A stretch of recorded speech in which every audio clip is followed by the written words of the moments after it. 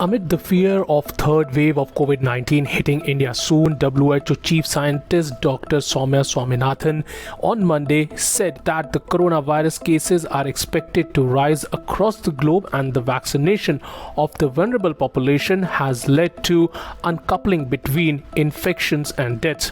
Dr. Swaminathan said many countries in Western Europe is seeing a surge in infection, some increase in hospitalization due to the number of reasons, but not a significant increase in death. So an uncoupling between infections and deaths, largely because the vulnerable group has been almost entirely vaccinated. According to Dr. Swaminathan, double dose of the vaccine should suffice for at least a year or possibly long. She added, the new evidence that is coming out seems to suggest that vaccine-derived immunity will stay for a longer time even if the level of antibodies in the body starts declining. But for majority of the healthy adults, of course, vaccination should be a good protection for at least a year, possibly longer.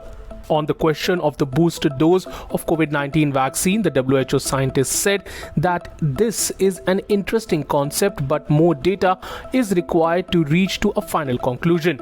She added, it is a very interesting concept and the question of heterologous boosters or what is called mix and match, but this data needs to be generated.